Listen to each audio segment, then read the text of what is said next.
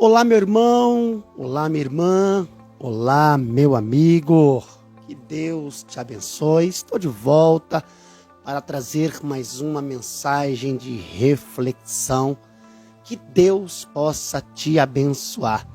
Que você tenha um bom dia, uma boa tarde, uma boa noite. Não sei a que horas você vai estar abrindo esta mensagem, mas a hora que você abrir, receba o nosso abraço. Que Deus em Cristo te abençoe.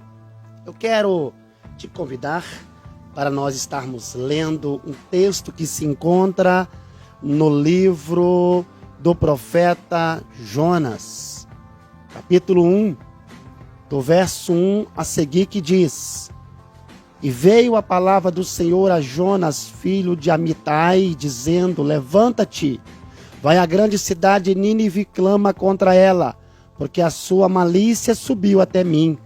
E Jonas se levantou para fugir de diante da face do Senhor para Tarse, e descendo a Jope, achou um navio que ia para Tarse.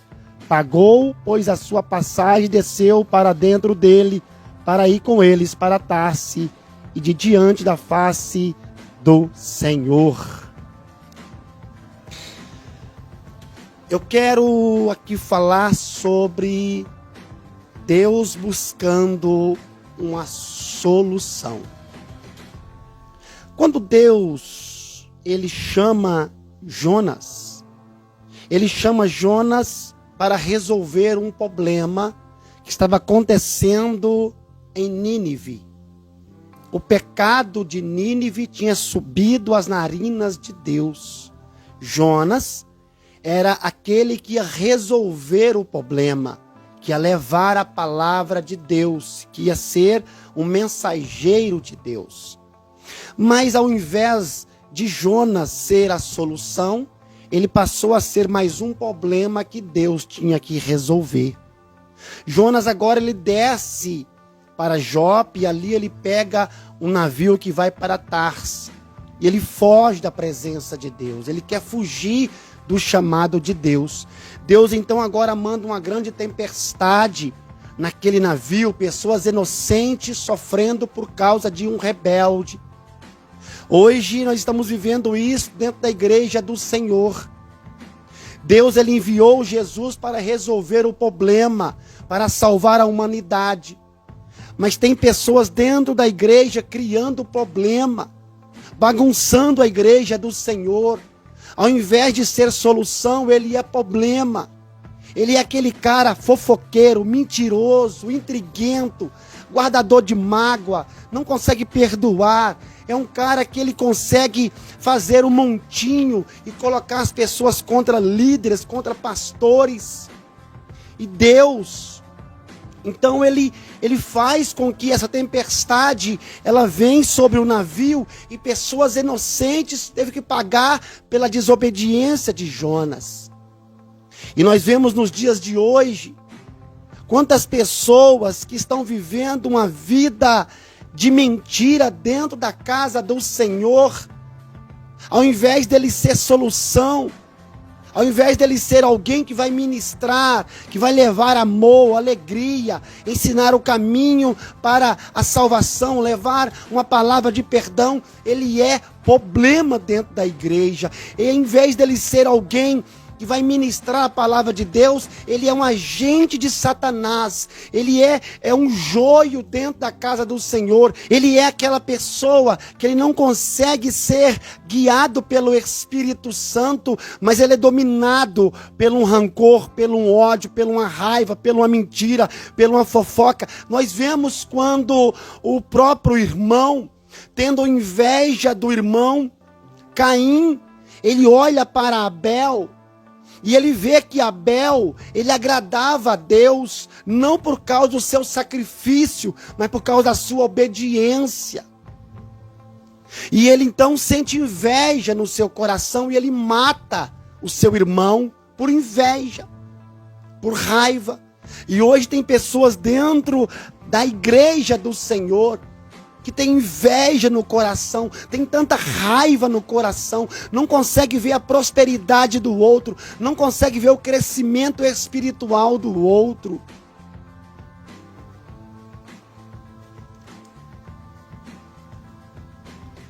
E quando nós olhamos para o profeta Daniel, quando ele é tirado de Judá e levado como cativo para a Babilônia, ele tinha aproximadamente 20 anos, um jovem, mas ele se guardou.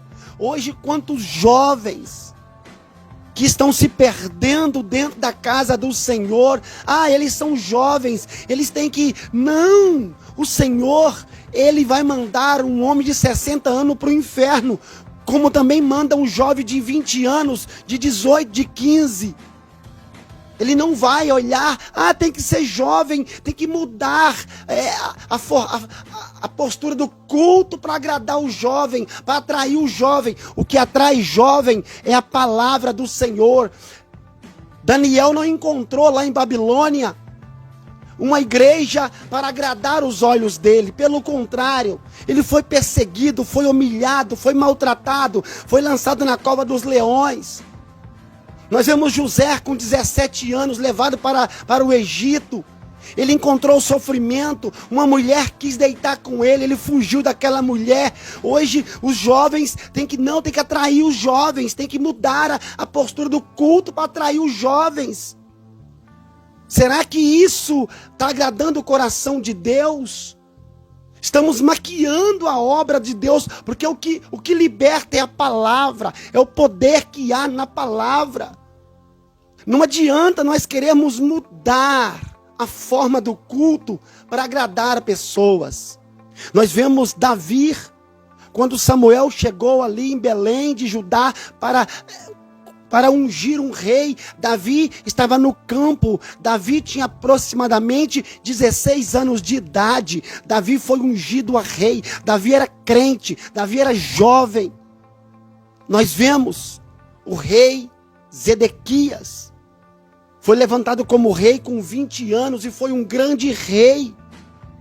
Estou falando aqui de pessoas jovens que tinham compromisso com Deus debaixo de sofrimento, de perseguição, de muita angústia, mas eles buscavam a Deus, eles tinham temor de Deus, eles tinham desejo de andar com Deus. E tem pessoas hoje que ao invés de ser solução, ele é problema. Ao invés de trazer a salvação, ele traz condenação, ele é fofoqueiro. Ele é intriguento, ele é mentiroso, ele vive de aparência. E essa pessoa não vai entrar no céu se ele não consertar, se ele não se arrepender. Não adianta, ele pode falar bonito, ele pode pregar bonito, ele pode cantar bonito. Isso não vai comover o coração de Deus. Deus quer um coração aquebrantado, um coração contrito, alguém convertido de verdade, que busca ter comunhão com a palavra, ter comunhão uns com os outros, perdoar, amar, ser verdadeiro. É isso que Deus busca em nós. Não adianta nós maquiarmos a igreja, colocar ela toda maquiada, se a palavra que liberta está sendo tirada nos dias de hoje. Não adianta. Não adianta, não vai subir. Uma igreja que não busca o Senhor verdadeiramente, ela não vai subir. Não vai. Deus, Ele não tem compromisso com pessoas que não querem ter compromisso com a sua palavra, que quer guardar os seus mandamentos, que quer viver segundo a sua palavra, que quer andar segundo o seu espírito. Deus não tem compromisso. Ele não teve. Quando ele mandou Noé construir aquela arca, ele não teve compromisso com quem não quis entrar na arca. Quando ele mandou os anjos libertar o povo que estava ali em Sodoma e Gomorra, aqueles que ficaram, que não quis sair, não quis ouvir, eles foram todos consumidos. Deus não tem compromisso com quem não tem compromisso com Ele. Deus não tem, não adianta. Não adianta, eu posso até viver uma vida de aparência, mas não vou alcançar a vida eterna que está em Cristo Jesus. Não adianta. Isto é bíblico. Nem todos que dizem santo, santo, santo, herdará a vida eterna. Isto é bíblico, nós precisamos mudar a nossa postura, precisamos mudar a nossa vida, precisamos restaurar o nosso altar. Não adianta eu maquiar, tentando enganar, querendo trazer o mundo para dentro da igreja. Não adianta isso é algo que não vai dar certo. Isso não bate, não dá certo. As trevas com a luz não bate. Você é treva ou você é luz. Você é água doce ou você é água amarga. Não pode sair duas águas de uma fonte só. Nós precisamos mudar essa nossa mente.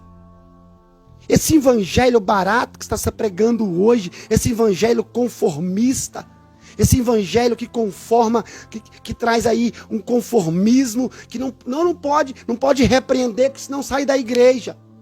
Não adianta ficar na igreja, mas não entrar no céu. Não adianta. O nosso negócio não é na terra, o nosso negócio é na vida eterna, é com Deus lá na glória, porque a vida aqui é passageira, lá é eterna. Precisamos mudar. Precisamos viver intensamente na presença de Deus. Que Deus em Cristo nos abençoe.